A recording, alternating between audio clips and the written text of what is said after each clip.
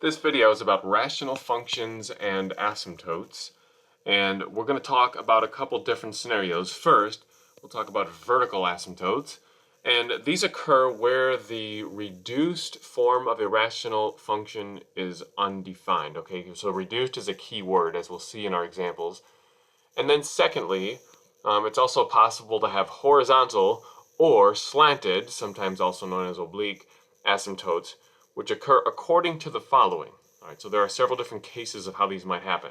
First of all, let's let r of x equal p of x over q of x be a reduced rational function. So as you'll recall with a definition of a rational function, p of x and q of x are polynomials. You put them in a big fraction and you get a rational function. All right, there are several cases. First of all, if the degree of q of x, notice that's the denominator, is greater than the degree of p of x, that's the numerator, then the horizontal asymptote is automatically y equals 0 every time. So as long as you're in this case where you can verify the relationship between the degrees of the numerator and denominator, then you automatically know y equals 0. By the way, y equals 0 is simply the x-axis. It's a horizontal line, but it is the x-axis, and so that'll be convenient to be able to spot quickly. Secondly, if the degree of q of x, remember that's the denominator, is equal to the degree of p of x, the numerator, then we do have a horizontal asymptote. It's y equals, and then it's a fraction where the numerator is the leading coefficient of the numerator of this rational function, and the denominator is the leading coefficient of the denominator. Okay, so again, remember to keep track of where p and q are coming from. They're defining our rational function. And then thirdly, if the degree of the denominator, which is q of x, is less than the degree of the numerator, then we have a little more work to do. So what we're going to have to do is divide the rational expression using long division, which we've seen before, to reveal the equation of the slanted asymptote. And then importantly, as we'll see, we exclude any remainder from the equation of the slanted asymptote. In the process of long division, as you know, sometimes you do end up with a remainder, but we're going to ignore that for some reasons as we'll see shortly. Let's consider a first example where we want to find all asymptotes of the following rational function. It's defined as f of x equals x cubed plus 4 all over 2x squared plus x minus 1. Now, as you'll recall from the notes, we have several things to do here, including deciding about vertical asymptotes and horizontal and slanted and all that. But one foundational step would be to determine if this function is reduced. Now, we'll only know that by trying to factor it and then see if there are any matching factors, as we've done when reducing rational expressions in the past. But you'll notice the numerator, being x cubed plus 4, is not factorable. So we would just have to copy that as x cubed plus 4. There's nothing we can do there. But then the denominator as a trinomial may be factorable. Let's go ahead and try to split this. We'll try a 2x and an x, and then to use maybe a guess and check to get the rest of the terms, we could try maybe a plus 1 here with the x and a minus 1 with the 2x. Doing a quick check by foiling those should reveal that this does work as the factored form. Okay, now notice, though, after being factored, there are no factors which match in the numerator and denominator, which means we wouldn't be able to cancel any, which means we wouldn't be able to reduce this rational function any further, which means we can say it is reduced. And that's just good to know for the rest of what we're going to do here. Now, to find our vertical asymptotes, or at least to search for them, as our notes say, we have to use the reduced form of our rational function. Well, we've already verified that it is reduced. And we're going to set the denominator, that's the q of x, as in our notes above, equal to 0. Okay, well that would mean, as we've already written in factored form, 2x minus 1 times x plus 1 equal to 0. And then we're going to use the zero product property to reveal that if we set each of these factors to 0, x could be 1/2, and x could be -1. Now, those are the equations of our vertical asymptotes. You'll recall that from back in the days of learning about lines, if you have x equals some value a, that is a vertical line. And that's exactly what we have. So x equals 1/2 is a vertical line, and so is x equals -1. Moving on, we're going to have to try to find now whether we have any horizontal or slanted asymptotes. Those will each kind of come out in the same process. And remember, we have to compare the degrees of the numerator and denominator of our original rational function. The degree of the numerator was 3, as seen, and the degree of the denominator was 2. So if you go back up and look at our cases, the case where the degree of the numerator is bigger than that of the denominator, which is what we're dealing with here, means, let's first of all write that out so we can say the degree of our numerator, which is p of x in our notes, that is greater than the degree of our denominator, which we wrote as q of x in our notes. This is the case where we have a slanted asymptote, but we don't know what it is yet. We also have to do the long division to figure out what the equation would be. We'll go ahead and set up our long division as we've reviewed in the past here, where the dividend is on the inside of the little division setup, long division setup. Notice, if you go back to our dividend, which is the numerator, not all powers of x were present in descending order. And so as we've seen previously, learning long division, we have to fill in those missing powers with zeros. So I've already done that in the way we have this set up here, and those are also written in red to make those distinct. And then, of course, the divisor is just on the outside of the division roof or the division house. And so we have 2x squared plus x minus 1 out there.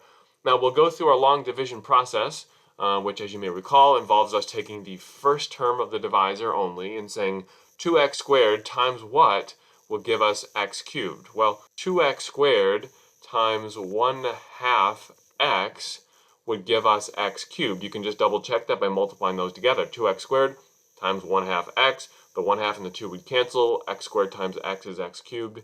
And so there we have it. Then we multiply the value we just wrote down through our entire divisor and put the result underneath the terms we have lined up. 1/2 x times 2x squared would be just x cubed.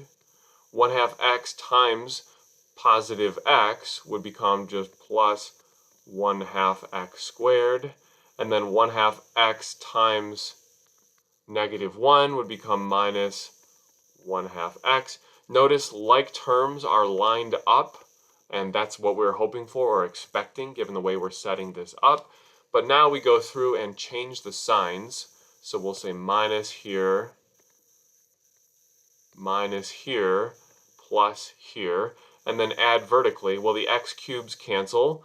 0x squared minus 1/2 x squared would be -1/2 x squared, and then 0x plus 1/2 x would be plus 1/2 x.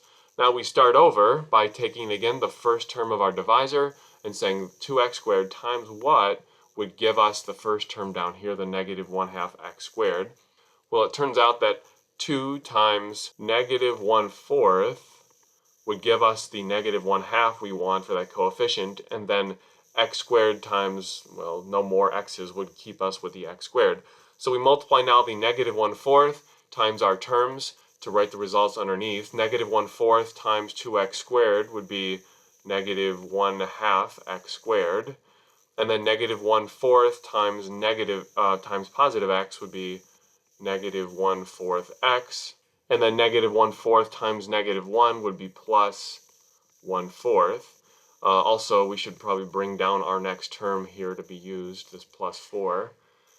Now again that we've brought all the terms down and have our new row, we'll change all the signs. So now we have a plus 1/2 x squared, plus 1/4 x, and really a minus 1/4.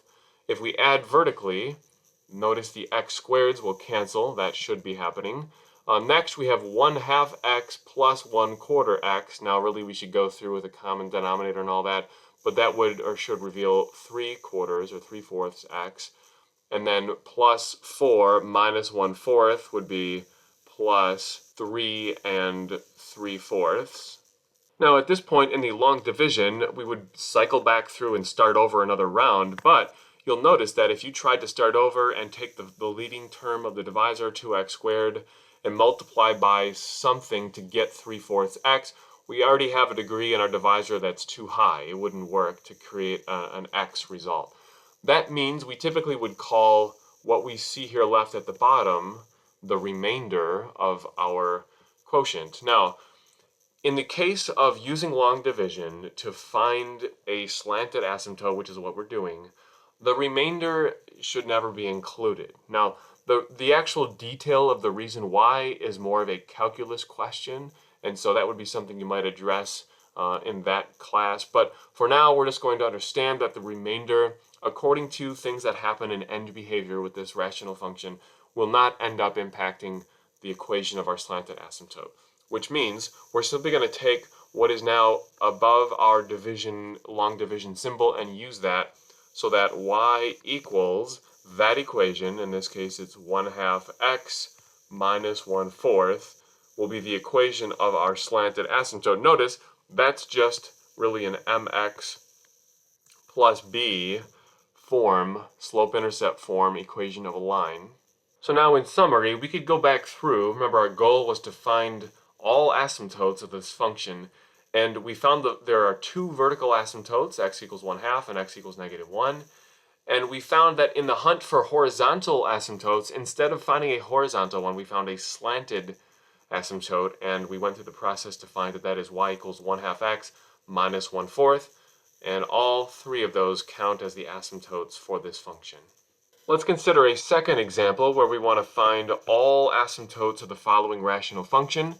This function is defined as f of x equals 5x squared plus 5 over x squared plus 4x plus 4. Well, as you'll recall from our notes, we need to verify whether this function is reduced or not. So let's see if we can factor anything to get this more reduced. Maybe, maybe not. In the numerator, we could take out a greatest common factor of 5. That would leave us with x squared plus 1, which is not factorable further. And then in the denominator, we can recognize that this is actually a perfect square. We could call that x plus 2 squared. But you'll recall then that looking at the factored form of this, there are no factors that match in numerator and denominator, which means we can say confidently that what we have is reduced. Now that matters because in order to find our asymptotes, and we'll start by looking for any vertical asymptotes, we set the denominator equal to 0. We'll use the factored form of our denominator. And remember, denominator equal to 0 means the function would be undefined there, and that's what our definition says above in our notes about where vertical asymptotes occur, as long as we're using the reduced form of our function. So if I take the denominator of x plus 2 squared and I set it equal to 0, of course, being squared doesn't impact anything. You can take the square root of both sides if you'd like to get rid of that, and you'll end up with just x plus 2 equals 0. In which case we could solve it and realize that x equals -2 would be a couple things. It's where the reduced form of our function is undefined, and that is, of course, where the vertical asymptotes possibly occur. And so we have one here at x equals -2. That's the equation of a vertical line. Let's move on now to hunt down any any horizontal or possibly slanted asymptotes. To find any horizontal asymptotes, we have to do the comparison of degrees, and you'll recall from our notes above, we have to compare the degree of the numerator and denominator. The degree of the numerator in our function is 2. The degree of the denominator in our function is also 2. So when the degree of the numerator, which we've been calling p of x, is equal to the degree of the denominator, which we've been calling q of x, then that means we have a horizontal asymptote. And specifically, if you look at our notes, the equation of the horizontal asymptote is y equals, and then it's that ratio, the ratio of the leading coefficient of the numerator, which for our function is 5, over the leading coefficient of the denominator, which for this function is 1. So in summary, we could just say y equals 5 is the equation of our horizontal asymptote. Remember, y equals 5 is a horizontal line, and so it would show up with this function, perhaps in its graph. But these are the equations of its asymptotes.